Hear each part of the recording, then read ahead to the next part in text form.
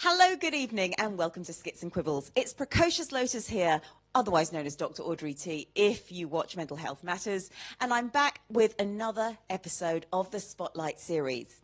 Today I'm meeting Franke James. She has written the book Freeing Teresa about her sister who has Down syndrome, and she takes us through the journey of what it took to allow Teresa to have a normal life, exactly as her father would have wanted.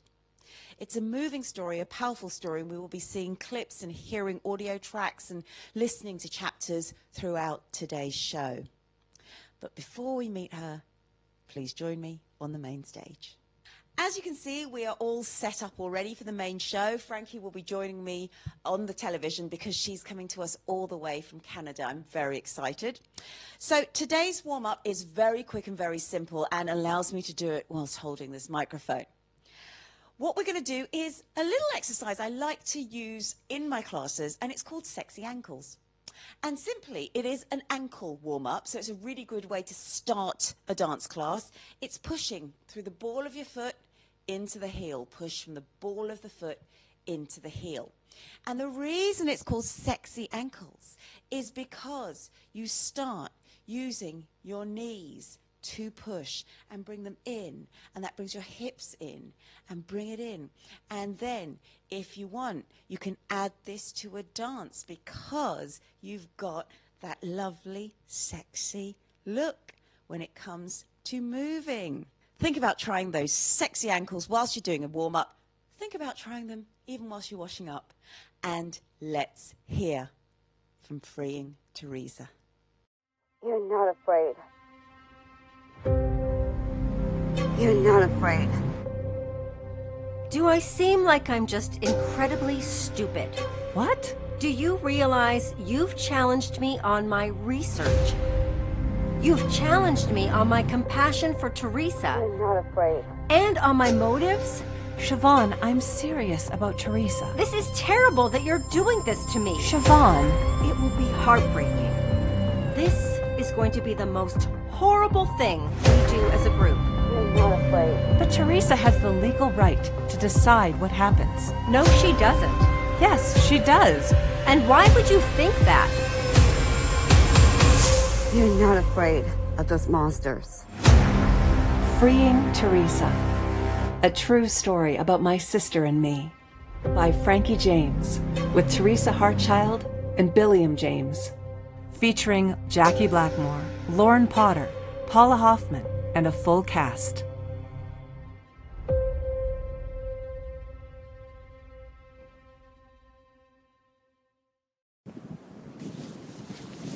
My name is Teresa Hartchild. I am 49 and I'm turning 60. I am a female.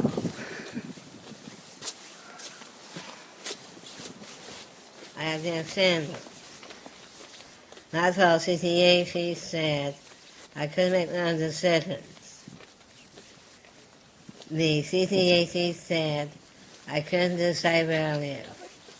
Or who cares for me. That is wrong. It's my human right to decide. Then, in November, they put me into an old-age nursing home, the Rec-Eye Center. I did not want to be there. I was crying and scared. So my daddy sent me out, and I went back home. But then, the Rec-Eye Center called the police. They were trying to force me to come back. Fortunately, the police said I was safe living with my sister Franke. It's my right to decide where I live. I want the Rec-Eye Center to say they are sorry. I want the CCAC to say they are sorry. Please sign my petition at change.org. Thank you.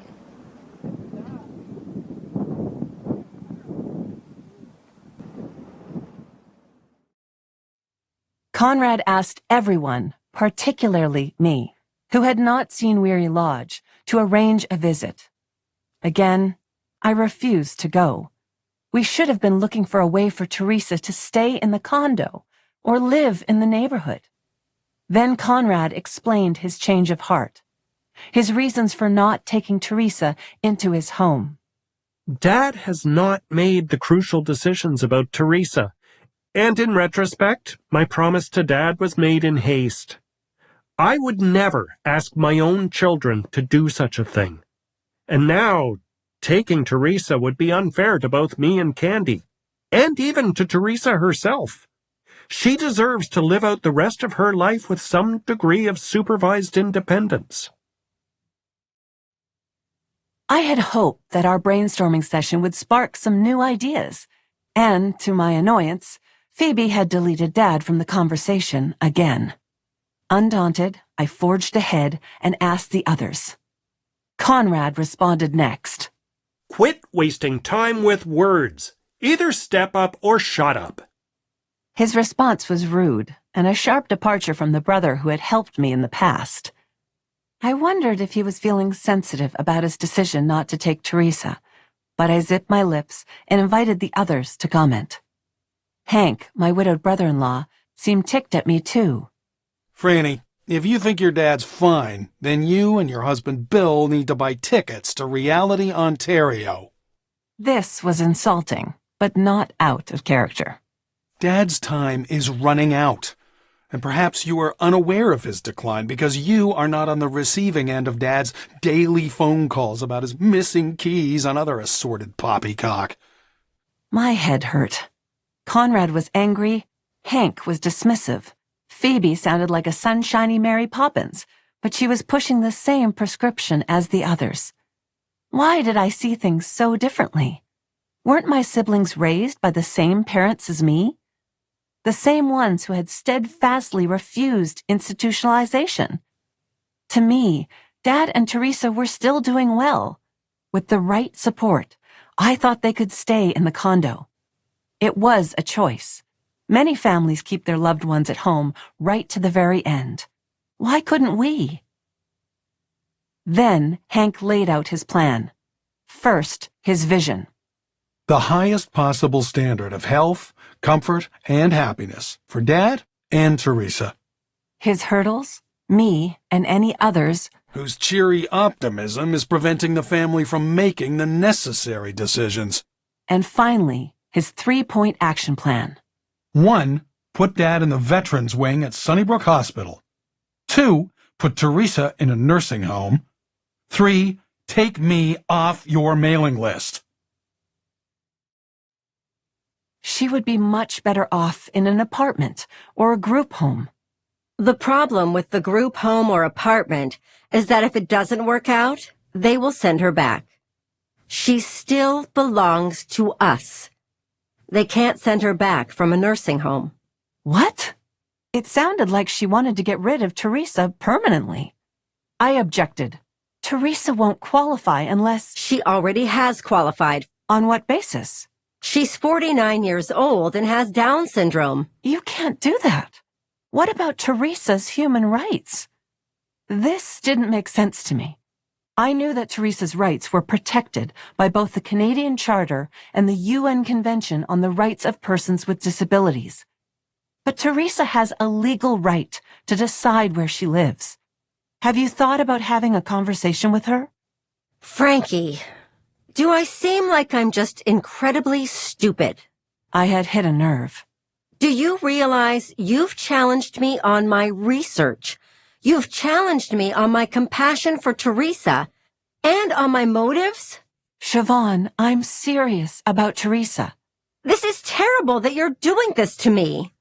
Of course I've talked to Teresa. And what did Teresa say? That she'd rather live in a nursing home? Siobhan mimicked Teresa's voice, making it sound like she was a child. I want to live with you, Siobhan.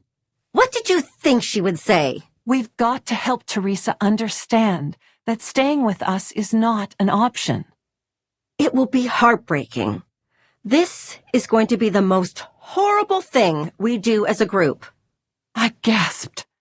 This was getting worse and worse. I would not be part of that group. Teresa is going to hate wherever she goes. because it's not her home.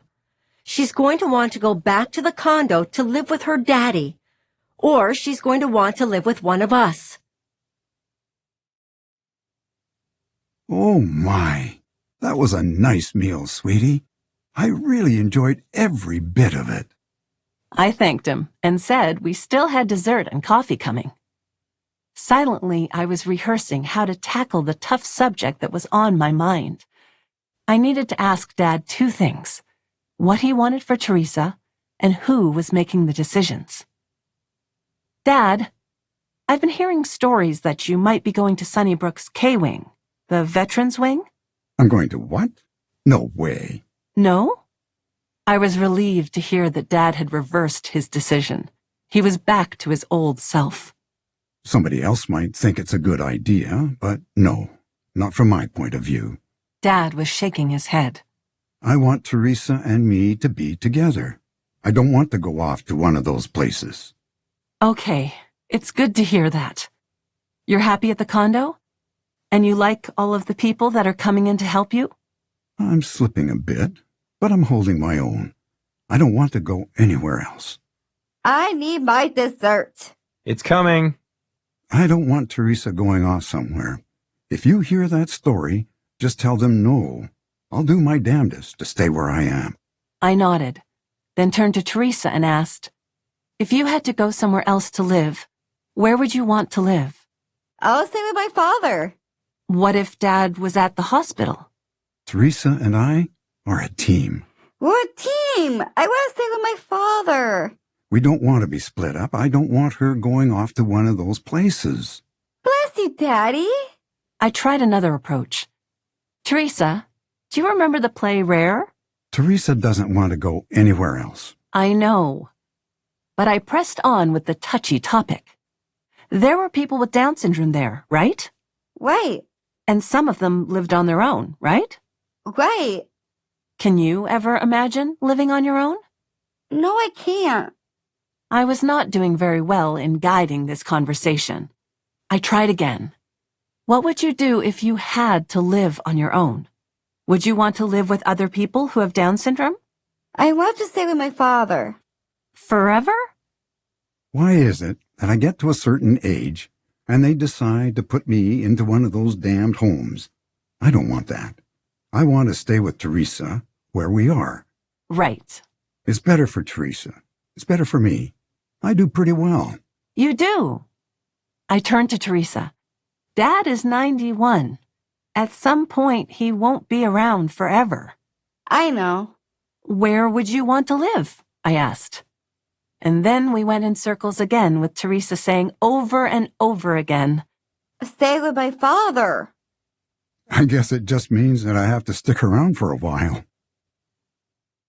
Well, it's my absolute pleasure to welcome Franke James, the author of Freeing Teresa, and she has won the judge's pick of the Firebird Book Awards from Speak Up Talk Radio in Ohio, and it's wonderful that she's joining us today. Welcome to Skits and Quibbles, Franke. Great. Well, thank you, Audrey, for welcoming me and also for sponsoring the Judge's Pick Award. It's wonderful. Oh, you're so welcome. It's something that's so important to encourage writers, to encourage new authors, to encourage seasoned authors as well, actually, because writing is so important and it seems to be disappearing a little bit. I don't know about you.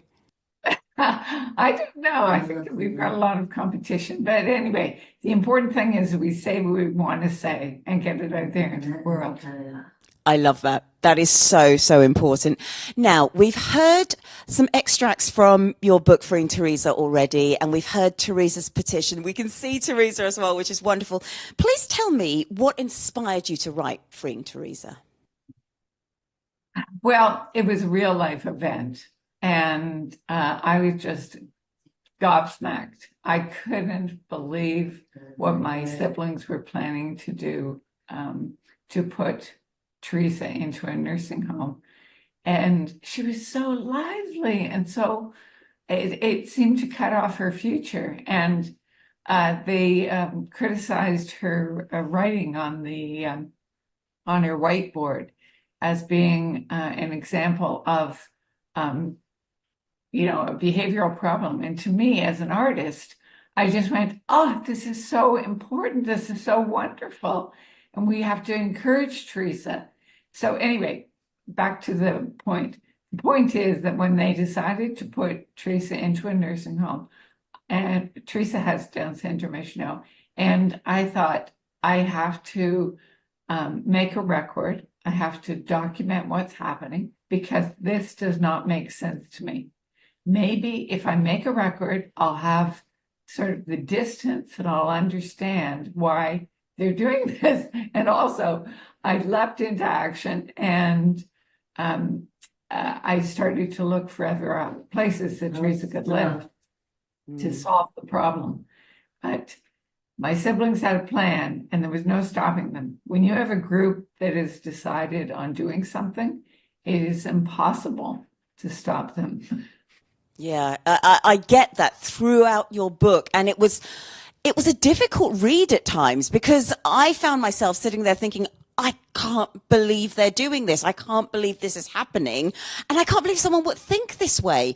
And I mean, we're going to get into that. We are going to get into that. But before we do, I know your story, it dates the old thinking about Down syndrome, but I think there's still a lot that we maybe still stereotype, maybe still don't understand. What do we need to change in terms of our approach to Down syndrome?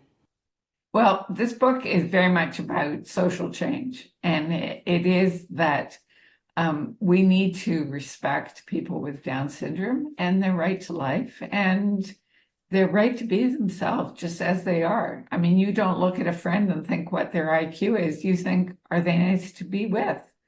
And it's so important that we respect their individuality and their ability to enjoy life. They're really just like you and I. And, Teresa has the same, not the same, but she has dreams and hopes and loves. And we see that through her art and her poetry, which I think is a wonderful expression of herself.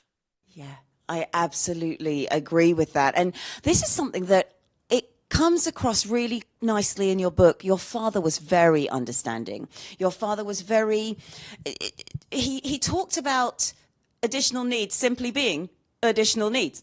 That's all it is. And when you think of that time, where do you think his compassion came from? Well, my dad was a lawyer. And when my mom had a life-changing stroke in 1983. And he, at that point, changed into her caregiver. And it was a totally remarkable transformation. I watched him go from a business-oriented lawyer to all of a sudden, hands on deck, we're going to save mom's life and I'm going to support her and she's going to live at home and I'm going to teach her again how to walk and how to talk. It was just beautiful to witness. And Dad did that for 16 years. He had Mom living at home and he supported her. And she died at home. And it was just beautiful.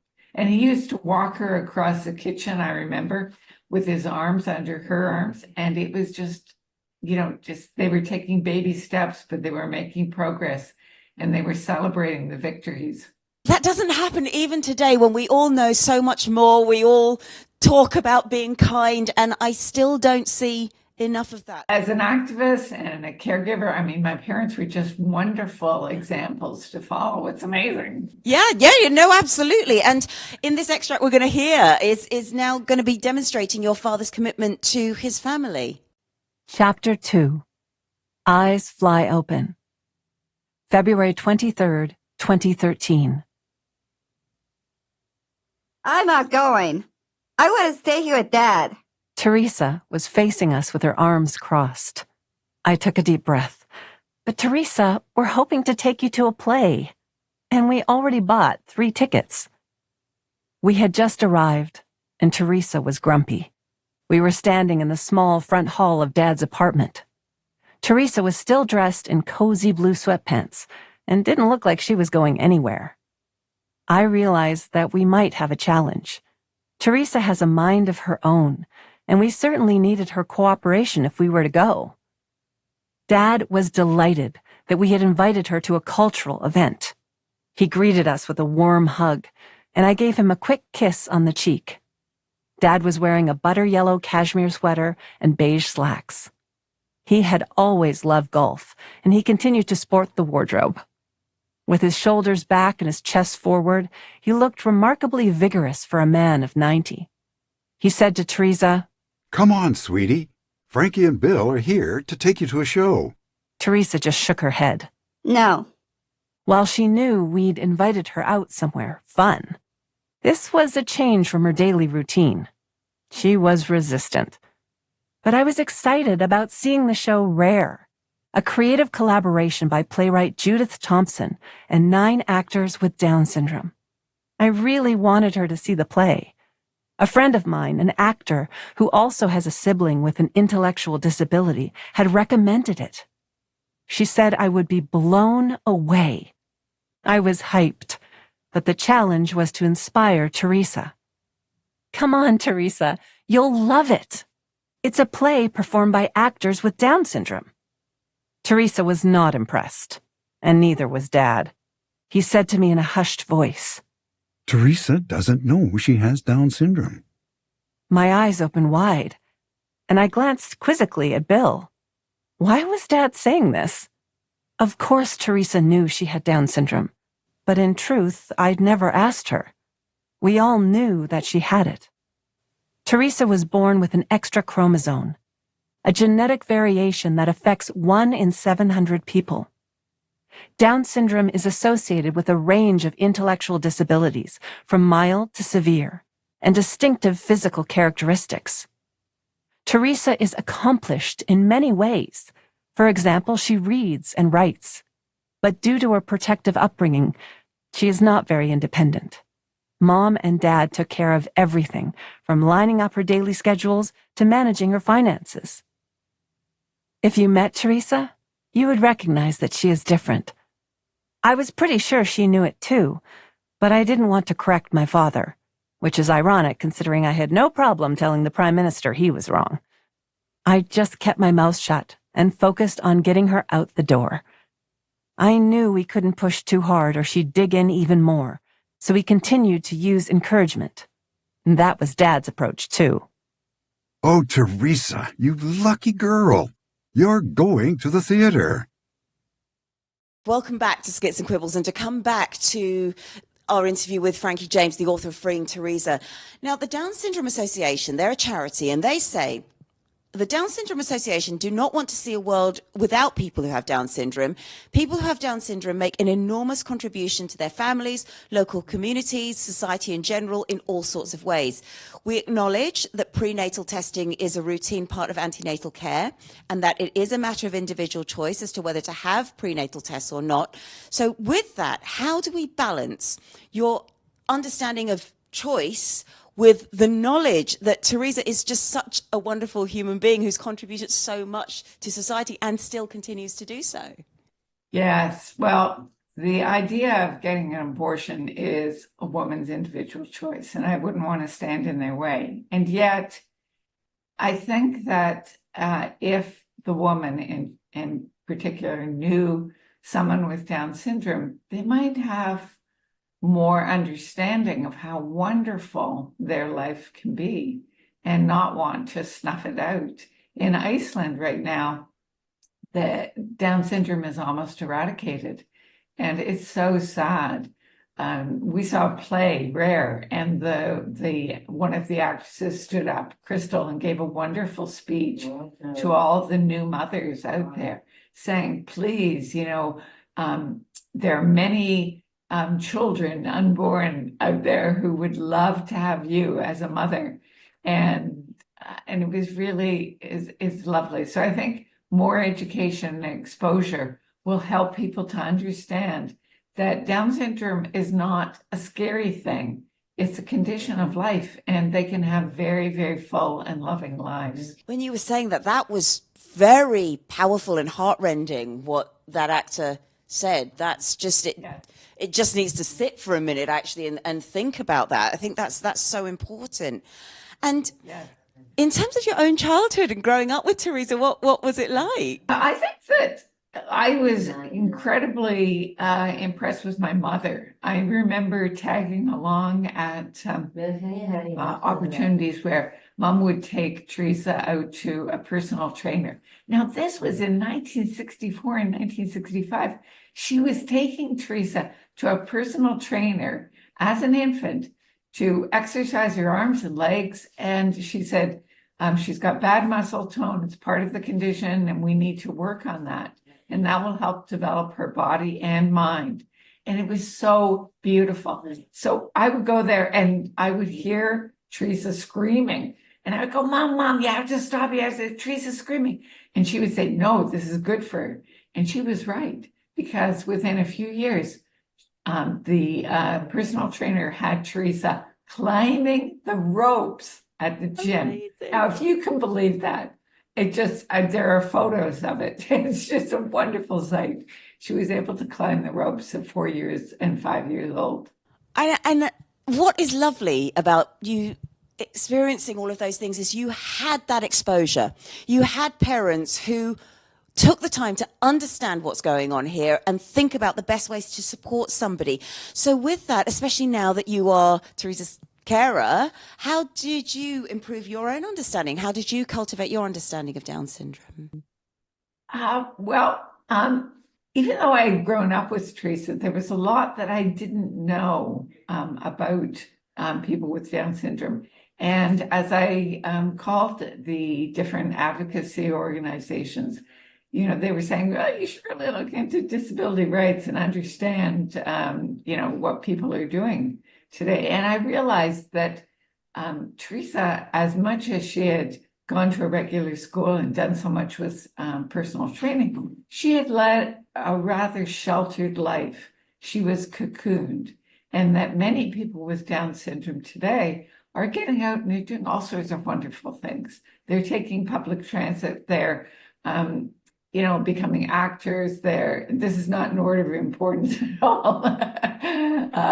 They're getting married, they're getting jobs, they're having just wonderful, fulfilling lives. Yeah. I really do think this is a book everyone should read, actually, to get that, not only the understanding, but of how full somebody's life with Down syndrome can be, but actually also how other people's perceptions can make a huge difference, other people's labels, other people's fears and stereotypes. I think what's really interesting is that Teresa starred in a documentary called Exploding the Myth in 1979. And I think you'll get to that. But what's so amazing is that they had that show to show the prejudice that people were fighting at the time, and how Teresa was an example of someone who was being fully included in the family life and in school, etc. So she was the shining star at that point.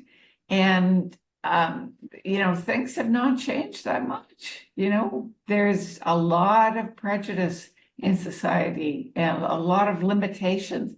And the limitations are put on people with Down syndrome in almost a good meaning way. Like, oh, we want to protect them. We want to care for them.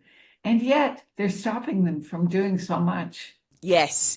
And this is, in fact, the next extract that we're going to hear. It is from the chapter called Exploding the Myth. When Teresa was born, I was 8 years old. I remember the moment Mom first told me about Teresa.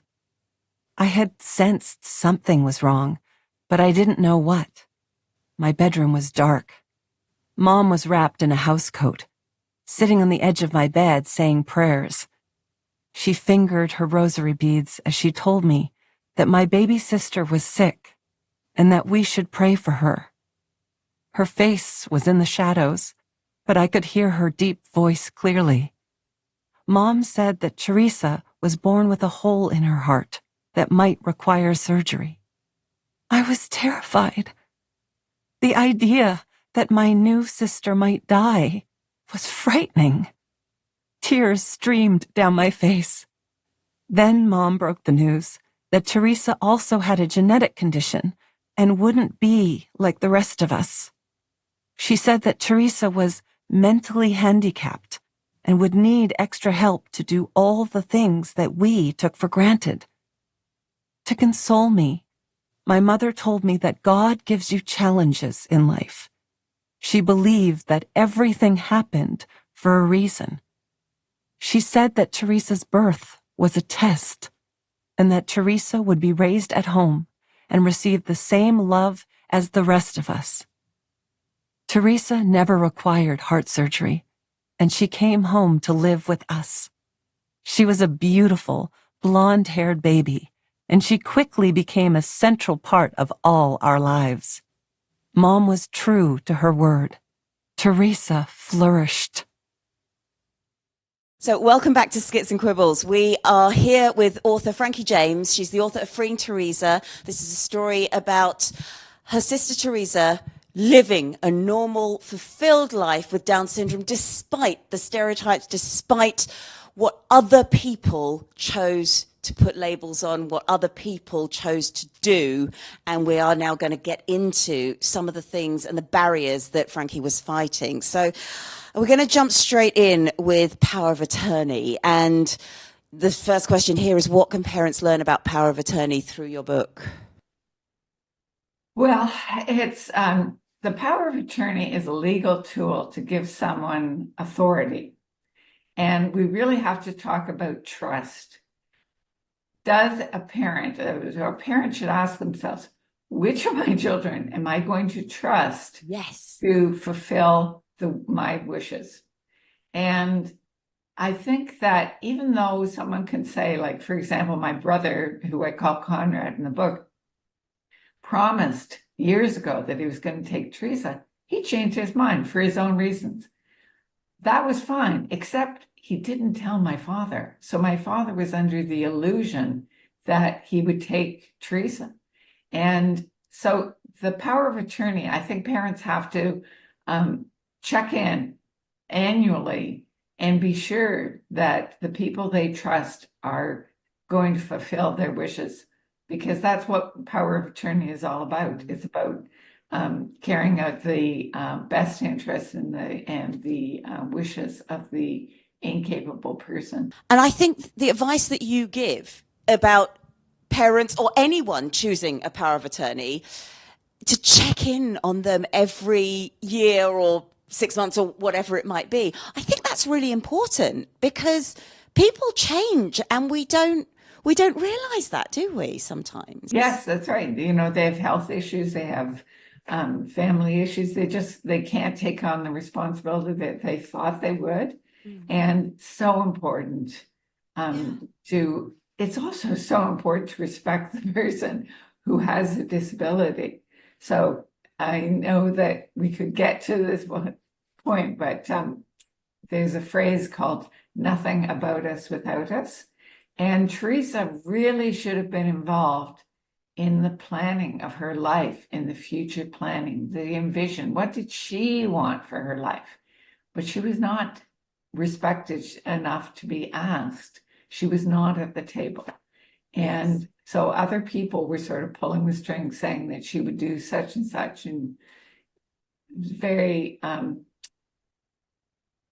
disrespectful to Teresa. Yes, and I think you've picked on something that, again, is so prevalent in a lot of families, sadly, that this power of attorney becomes a little bit like, well, we'll just make the decisions for you. We'll do it for you. You don't need to worry about it. And that's not the point of a power of attorney. The power of attorney is, if you end up being incapacitated or incapable of making those decisions, the person you trust is making them, but not making them for you in advance when you've more than got capability of, as you say, being invited to the table. That's scary. Yeah. So that's the most important concept to keep in mind, I think.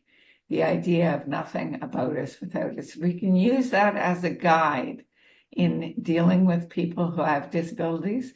And so they are at the table. They are deciding what they want to do with their lives. They are having help deciding. And we are not making the decisions for them like some benevolent parent. Yes, because it's not always benevolence that's driving that intention either. And that's very clear through your book, which kind of brings me to my next question. Now, you and your siblings, you grew up in the same house, you had the same parents, the same experiences. How is it that you grew up so differently? I can see if one of your siblings decided to write that story, you would be the antagonist all the way through. You would be the troublemaker, the villain of the piece. And when I read it, all you're trying to do is give your sister a voice, or give your sister her voice back. How... I mean, why do you think that happened? That's the first part of the question, and we'll dig into it a bit more in a sec. Thinking about the differences, and I think many families, the siblings are very, very different night and day. And why is that? But particularly in my situation, why is that? And I was thinking that my parents actually encouraged us to be very individualistic. And they encourage, say, there was one sister who was the mathematician, and there was one sister who was the musician. And my mother would pick out a special talent and help that person, that child, develop that talent. And with me, it was art. And at that point, I was thinking that art is, something pretty and decorative, but art is so much more. Art is the ability to communicate your ideas visually and in writing, and so important. We're going to hear two extracts now. One where you and one of your sisters clearly clash over what is right to do, and the other where your father confides in you that your siblings are working behind his back. I knew, though, that they didn't come to hear about my activism. They wanted to know how I was going to help solve the Dad and Teresa question. From my siblings' point of view, I was the family slacker. I found this irritating, since we had Dad and Teresa to dinner regularly, and we took Teresa to cultural events and on fitness walks. But since I didn't handle the medical or financial affairs, my contributions were seen as less valuable. And I didn't get any gold stars for taking Dad to the doctor because we took a taxi. The implication being, if you drove a car like the rest of us, we wouldn't have to waste Dad's money on a taxi fare. Dad shook his head and looked down. I sensed despair, which was very out of character for him. He was a romantic optimist, even in his law practice. If a married couple showed up asking for a separation agreement, Dad would counsel them on getting back together. I marveled at that.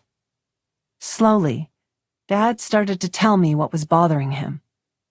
The day before, he'd visited the doctor with Deirdre, and she had asked the doctor to complete the papers for his admission. I could see it was painful for Dad to talk about this, and he was simmering with anger. I think that people are working behind my back. I think the kids are trying to send me to an old age home and then send Teresa somewhere. I was relieved that Dad knew. But what could I possibly say that would help? I figured I could only speak for myself. Yes, Dad, but I'm not in favor of that. I think you should stay here at the condo. Dad was getting more and more agitated. He continued speaking, his voice getting louder. I won't allow it. I'll tell you that. I will not go to a nursing home. I felt sad that my once strong father had to fight for his right to continue living in his own home. I tried to reassure him. Dad, I promise you, I will do everything I can to help you stay here with Teresa. We're a team. Why can't the kids understand that we help each other? I want to stay here. I want Teresa to stay here with me.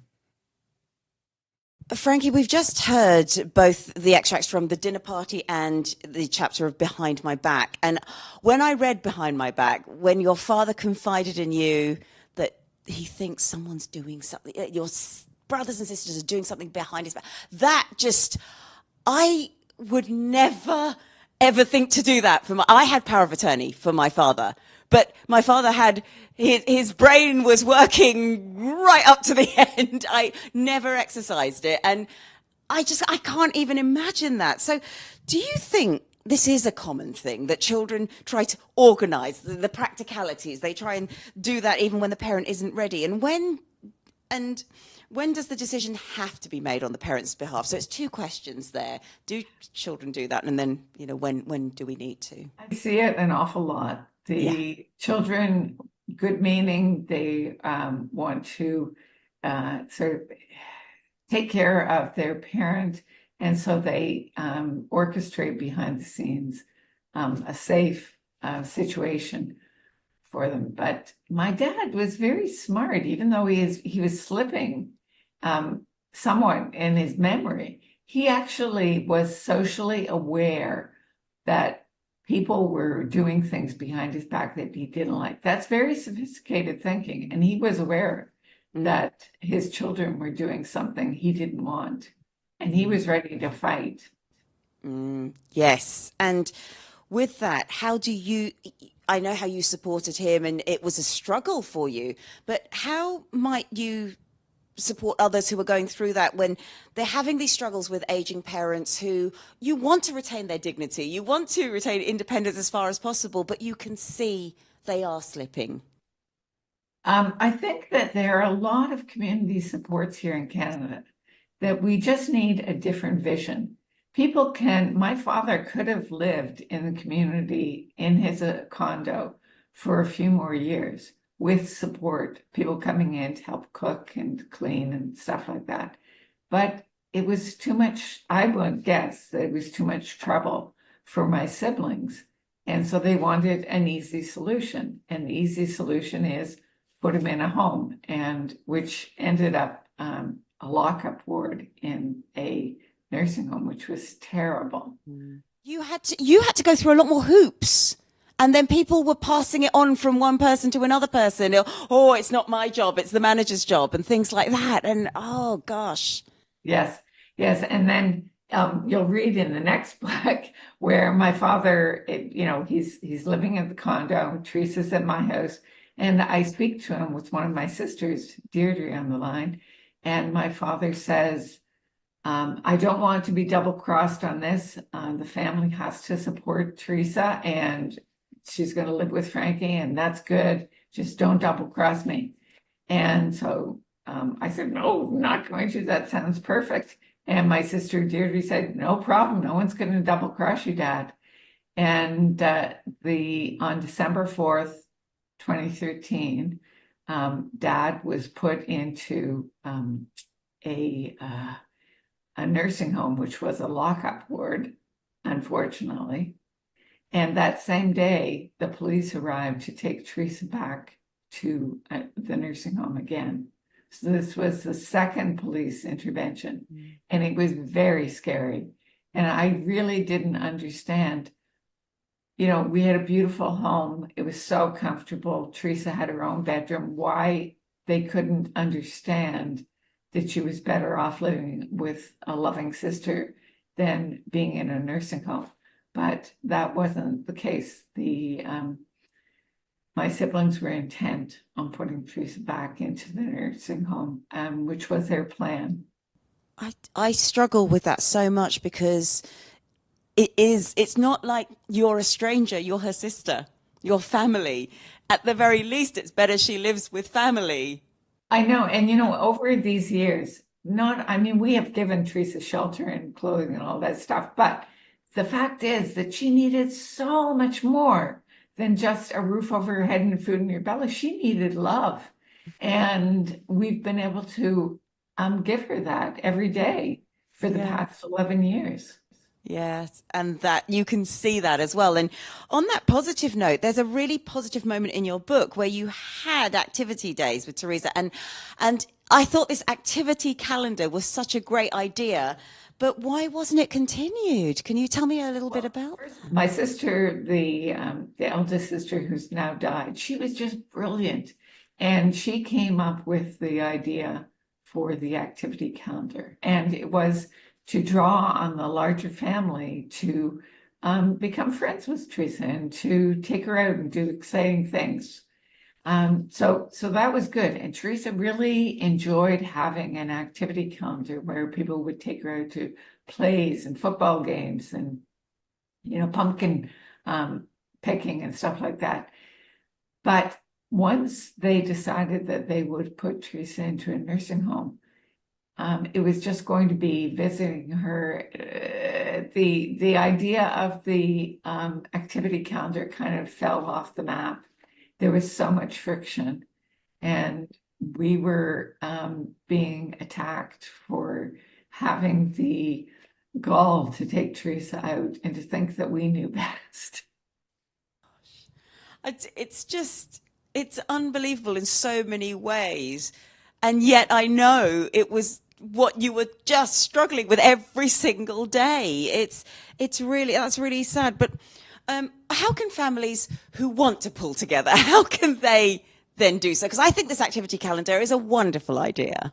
Yes, well, I think the activity calendar and also the phrase "nothing about us without us," and find supports so that the person can live in the community. People with Down syndrome want to be part of an active family life. And here in BC, it is happening. Like people like Teresa would be living with another family, even if they couldn't live with their own family. So they're supported in that way. And Yes. I think that that's just marvelous. The institutions are, most of them have closed now. And I think that's a very good thing, obviously. And but nursing homes have become the new institutions. There is the quiet reinstitutionalization of young people with disabilities in nursing homes all over the world. The UN has called it a massive human rights violation. That's an important note to just hold on to there, because I fully agree with you and I see it happening. And actually, you're the first person who's voiced it in that framing, and I can see exactly what you're talking about, because it is happening and we can't avoid it. We need to address it, because it is a very quiet way of bringing back institutionalization, which is, we know it doesn't work. We know it doesn't work. So what's next for you and Teresa? Well, tomorrow we're actually going to be at a reunion for Gallery Gachet, which is so fun. Gallery Gachet helped Teresa by allowing her to have her very first stage show in 2016. And then in 2018, so we're going to go and I'm going to speak, and we're going to have kind of a show and tell of the impact that it's had on Teresa's life to be lifted up that way. And given an opportunity to share with the community, it's wonderful. Other things, like we have a new audiobook, which is extremely exciting because it's a full cast audiobook that has over a dozen actors, including Lauren Potter acting as Teresa. And Lauren was the Hollywood star of Glee TV. Amazing. That's so exciting. I wish you all the very best for that. And on that note, where can we find you, follow you? Where can we buy the book? Well, let me see. FreeingTeresa.com, and Teresa spelled T-E, not T-H. Then you can get it on Amazon, and it should be in your library. Certainly ask for it if it's not there. And we purposely did not go exclusive with Audible. So the book will be available in multiple platforms like public libraries too. So we want to get the word out that this is happening, and it should not be happening. And we need to assert the rights of people with disabilities to live in the community. Frankie, it's been such a pleasure. Thank you so much for joining me today. Thank you, Audrey. You've got a great show. And thank you. And we are going to play out to the chapter which shows Teresa being welcomed into your home. My mother always talked to me about the power of positive thinking. And although many things had gone wrong, miraculously, many things had gone well. I was beginning to understand why Dad wanted one of us to live with Teresa. I knew I could never take Dad's place, but I hoped that as her sister, I could open up new opportunities for Teresa. That hope kept me going. The past week had been strenuous for all of us, but especially for Dad. I offered him dessert, but he said he was exhausted. He just wanted to go home and get into bed. We called a taxi, and Bill and Dad were ready to go. This was the big moment. Dad was going back to the condo, and Teresa was staying with us. Dad bent down and gave Teresa a kiss. You be a good girl. I will. Remember, Daddy always loves you. I know.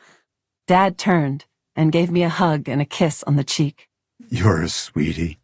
Thank you for taking care of Teresa. She means the world to me.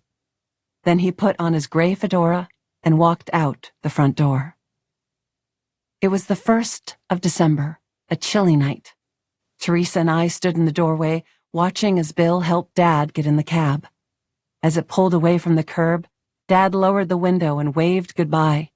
Teresa and I waved back as the car drove away and disappeared into the darkness. We stepped back into the warmth of the house. "Let's go upstairs," I said, "and we'll make sure you have everything you need." Trevor's old room suited Teresa beautifully. The fluffy white duvet on her bed looked cozy and inviting. "Do you want to get ready for bed?" But I don't have my toothbrush. "Oh, I'm sure we have an extra. I'll find you one." And then I twigged. "You don't have any pajamas, do you?" They're at the condo. I'll wear my t-shirt and pants. "No, you can't sleep in your clothes." I'm fine. Don't worry. "Okay, whatever you want. We'll get your things tomorrow, and you can put them right here." I opened the top drawer of the low pine dresser to show her it was empty, just waiting for her stuff. Yes, right here.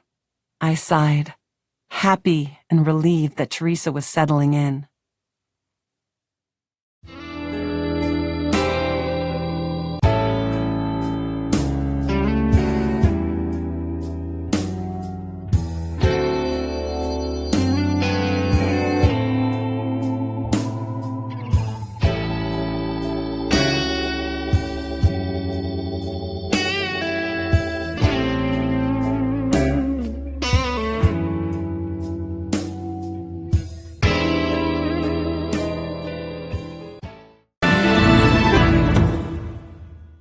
Hello, join me, Stacy Bullock, host of Tools for Everyday Living on E360's Positive Vibrations channel every Friday at 4 p.m. Pacific Standard Time on E360 TV.